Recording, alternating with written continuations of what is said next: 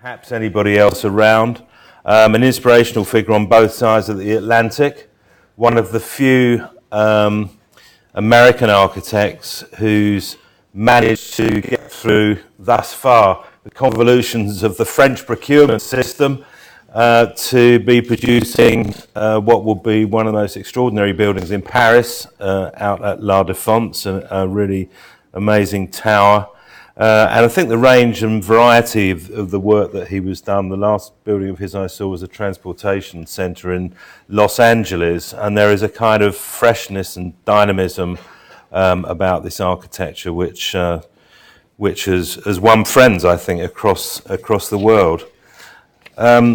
Liz Diller, I met in London doing a lunchtime presentation we were recalling yesterday about the Lincoln Centre, one of those flying visits that public relations people in the art and museum world like to. They think it's efficient to have somebody giving a lecture while a lot of other people are eating. Nevertheless, it was a wonderful explanation of that project and others.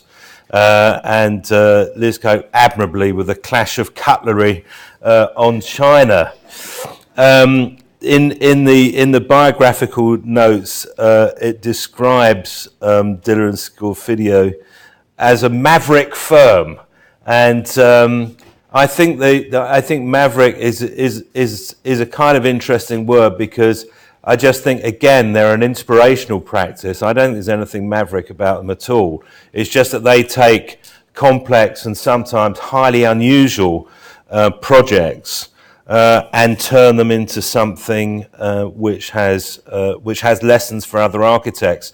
Now, taking Jeff's point this morning, which I think is a profound one. I mean, most people look at buildings or use buildings. It doesn't mean that they have any obligation to be interested in architecture as architecture, or indeed to understand it, any more than people who read a newspaper need to understand about journalism, or people who read a novel need to understand about literature.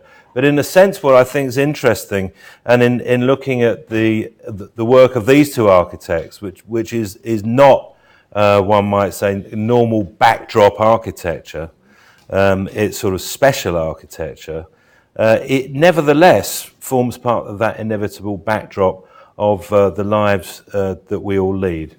So first up, Tom Main.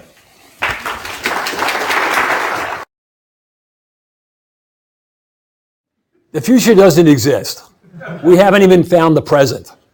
And our job today is to question how we construct that present that leads to our future. And it requires a radical engagement, a connection, and it's the dilemma of the profession. And I have to say, my colleagues, especially the colleagues in this country, I think it's especially an American problem where the best and the brightest, the talent, the architectural talent, is so unengaged in the relationship of constructing our environment and participating in the broader issues, whether they be urban, infrastructural, etc. And it's vital today that we change that. Last night, when we were having dinner, it was mentioned by one of the people earlier. We were with your former mayor and Cheryl Franklin, and it was really interesting. Over dinner, we were discussing multiple presents, multiple notions of, in her case, finding a constituency of what represents reality, what represents the nature of who we are today, and. I reminded her I was just reading a little piece in the New York Times on my flight in yesterday, and it had something to do with a set of issues that are taking place in the state, having to do with changing textbooks, and the fight about Darwinism. And I'm going, oh dear, of course. We have, I think statistically, over half of the people in this country that aren't yet convinced of Darwin or Einstein or Freud, etc. Well, we're already a century and a half, plus minus, in that argument. And she shrugged her shoulders and said, well, I think she mentioned even, somebody asked her if she was going to go for state government, and she said she was far too liberal to kind of move out of the city. And it had to do with these kind of broader issues of the dilemma of a constituency, that even can make some of the most basic kind of discussions of kind of what this culture is about at this time. I'm going to start an image that had to do with my youth, because as I grew up as a young man, the future was a very vibrant idea, structure.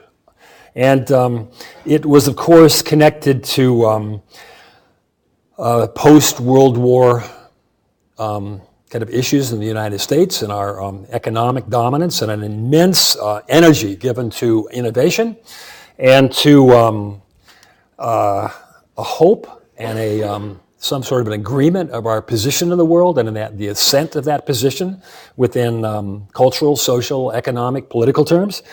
And one could somehow agree that this notion, as it was connected to ideas of progress and potentially even different notions of utopian ideas, that it was somehow useful.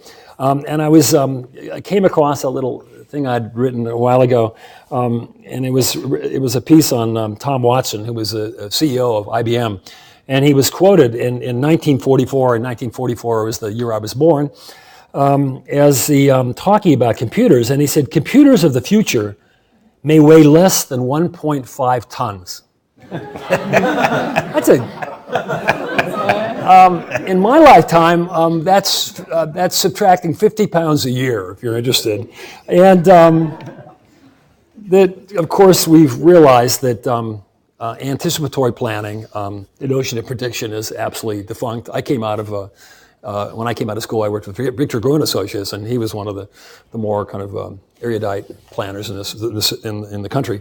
And we were doing what was called anticipatory end-state planning.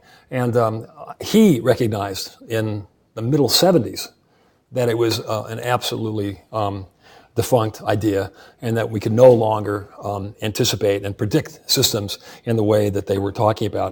And of course, this notion of